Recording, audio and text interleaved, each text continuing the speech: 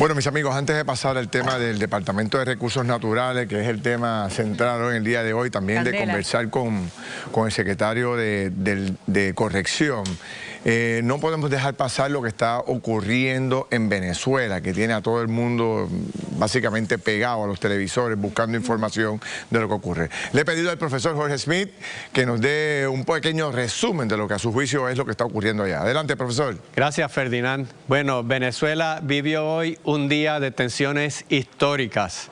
Nicolás Maduro juramentó como presidente en medio del rechazo de la oposición política y del repudio de la comunidad internacional. Hoy exploraremos estos eventos ocurridos, las similitudes con crisis políticas en otros países y las opciones para darle fin a este mandato controversial. Veamos primero los eventos de hoy. Hubo el rechazo por el ganador legítimo, Edmundo González, por María Corina Machado. Ella estuvo ahí. Desde julio han tratado de evitar que esto suceda, pero Maduro se ha mantenido en el poder. También hubo el repudio de la comunidad internacional. Muchos expresidentes latinoamericanos intentaron entrar, no se les permitió. Inclusive presidentes de izquierda le han declarado ilegítimo porque no se trata de ideología. Cuando un gobierno no hace una transición pacífica, es una dictadura. Pero ha habido algunos casos similares. No hay precedentes de expresidentes tratando de evitar una juramentación. Pero en Costa Rica, en el 1948, el presidente Rafael Calderón se robó las elecciones, hubo una insurrección popular apoyada desde afuera, terminaron removiéndolo del poder. 2016, en Brasil, cuando Michel Temer fue a juramentar, las presidentas de Argentina y Chile declararon que era ilegítimo y que había sido un golpe de Estado parlamentario. Igual en Bolivia, cuando removieron en el 2019 a Evo Morales de Brasil y de Ecuador, declararon que había sucedido lo mismo. Pero ¿cuáles serían las opciones para remover a Maduro? Una sería una intervención extranjera, mucha gente pide eso, sobre todo Estados Unidos.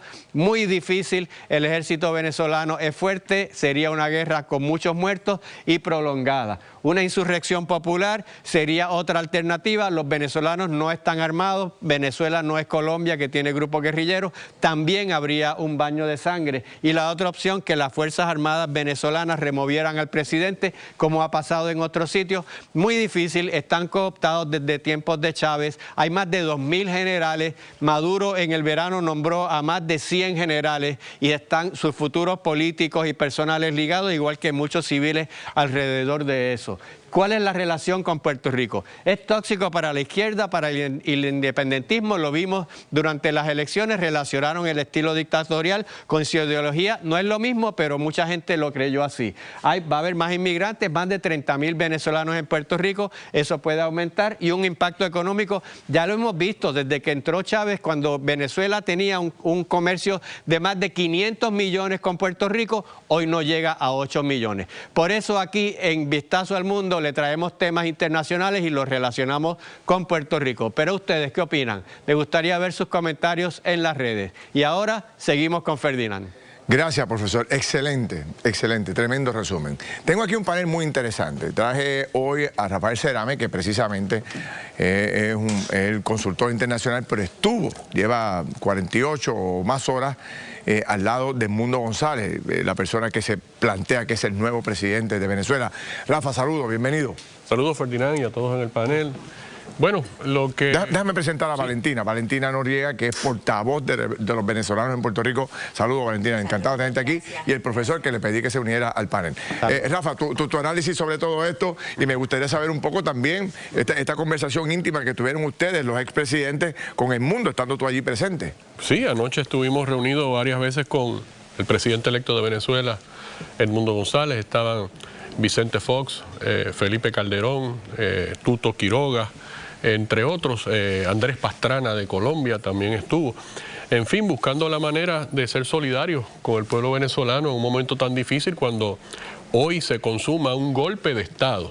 Y lo que está ocurriendo en Venezuela es que hay una narcodictadura que, utilizando el poder de las Fuerzas Armadas, pretende perpetuarse en el poder. Ahora, ¿por qué no pudo entrar Edmundo González? O sea, tú tienes unos datos ahí que quizás muy poca gente La realidad es que hay que preservar la integridad física de Edmundo González para poder lograr un cambio en Venezuela. No se consigue nada con Edmundo González muerto.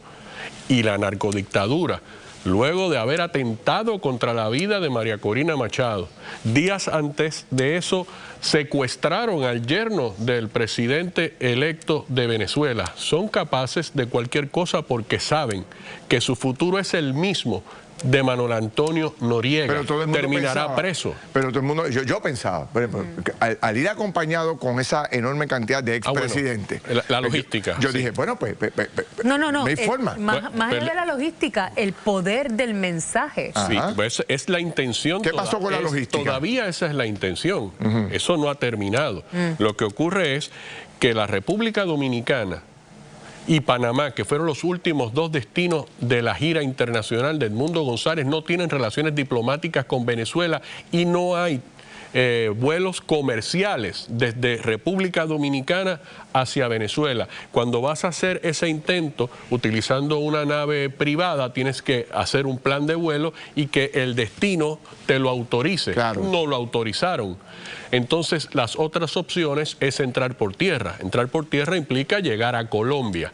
Eso era una opción, pero militarizaron la frontera en Cúcuta, claro. Y entonces también se hace virtualmente imposible entrar frente a una milicia totalmente armada, claro, en ese momento. Valentina, ¿cómo reaccionan ustedes los venezolanos desde acá? Nosotros seguimos con toda la fe de que esto va a seguir. Yo creo que ahora empieza una nueva etapa de la lucha de los venezolanos y esto, cuando dijimos que es hasta el final no ha llegado. Yo creo que hoy se consagra el narcodictador Edmundo González ante el mundo y ahora le toca al mundo libre empezar a reaccionar de manera más contundente con el pueblo venezolano, que estamos listos. Profe. Mira, aquí la clave son las Fuerzas Armadas, porque son las que tienen las armas, las que tienen la capacidad de mantenerlo en el poder y hasta ahora han sido fieles. En otros lugares donde han pasado cosas similares, las Fuerzas Armadas se han virado cuando han visto que en la población hay una inestabilidad de tal manera que si ellos no apoyan en ese momento van a terminar del lado incorrecto de la historia y quizá van a terminar siendo procesados. Si siguen nombrando generales ahí, porque hay más generales que soldados. Sí, por eso ahora mismo están cooptados. Hay otro punto importante que aconteció hoy. Se aumentó a 65 millones de dólares la recompensa. Vamos a ver aquí, lo tenemos, Rafa. Sí. Mira, o sea, hay 25 millones de dólares de recompensa.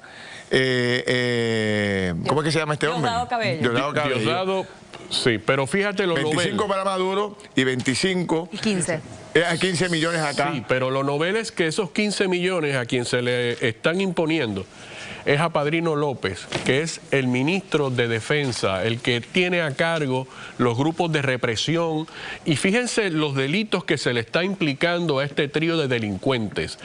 Todo es narcotráfico, lavado de dinero. Eso es una organización criminal al mando del Estado venezolano. Rafa, tú viviste esto mismo con Guaidó. ¿Cómo es? Esto no es la misma, ¿verdad? No es lo mismo. Pero también Guaidó pasó por todo un proceso en que todo el mundo pensaba que era el presidente. Pero vamos a... y el mundo lo apoyó. Sí, y finalmente... Pero hay una diferencia. ¿Cuál es? Guaidó era un presidente interino.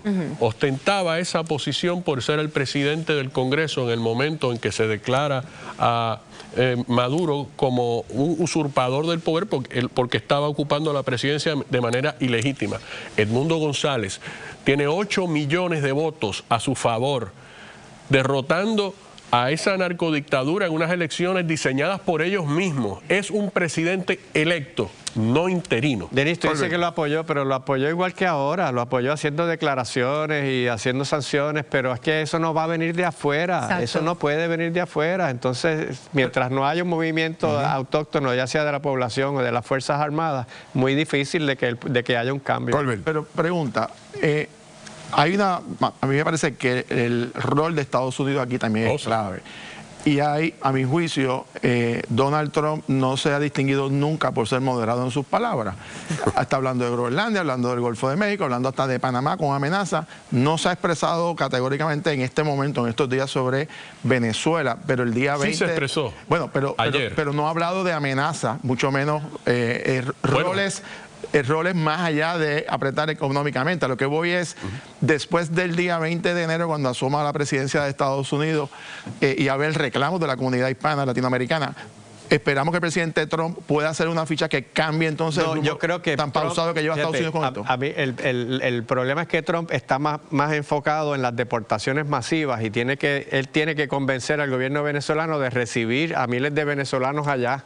Entonces se da la posibilidad de que a cambio de que Venezuela reciba eso, él reduzca las sanciones. Puede pasar exactamente lo contrario. Valentina, profesor, también puede pasar a la inversa, que a Trump le expliquen que mantener al narcodictador en el poder pudiera provocar que más de 3 millones de venezolanos lleguen a los Estados Unidos en los próximos 90 días. Valentina, ¿cómo cierro con usted? O sea, ¿qué puede estar pasando en las próximas horas o días? ¿O aquí termina la jornada a esperar una nueva reacción de todo el mundo? Venezolano, yo te lo garantizo que estamos decididos. Hoy Edmundo hizo sus expresiones, hoy nos lastiman tratando de hacernos entender que ganaron, pero para mí hoy Venezuela está más, la dictadura de Nicolás Maduro está más débil que nunca. Para mí hoy él es un ilegítimo y es un narco. Bueno, gracias a ustedes, se los agradezco. Tremendo el análisis, creo que estamos ahora un poco más claros de lo que está ocurriendo en Venezuela y las opciones que hay. Bueno, cuando regresemos, vamos a entrar en la controversia que ha surgido ante el día de hoy con el famoso informe del secretario, o la orden ejecutiva del secretario del Departamento de Recursos Naturales que está botando fuego. Voy con Margarita, venimos. Ferdinand, mira lo que vamos a hacer. Seguimos conociendo nombramientos del nuevo gobierno. Hoy le toca el turno al bate a Corrección, que ha estado bajo intenso escrutinio por el manejo dentro de las cárceles y también por aquellos que liberan. Usted quédese, mire, bien pendiente. Y los incendios que no logran aplacar en Los Ángeles continúan dejando una estela de dolor y destrucción. ¿Cuáles pudieran haber sido los errores? Los repasamos. Además, ¿qué le pasó al designado secretario de Recursos Naturales? Firmó una orden administrativa que podría favorecer a los suegros de la gobernadora. ¿Es un error o es una movida selectiva? De todo eso conversamos en solo minutos.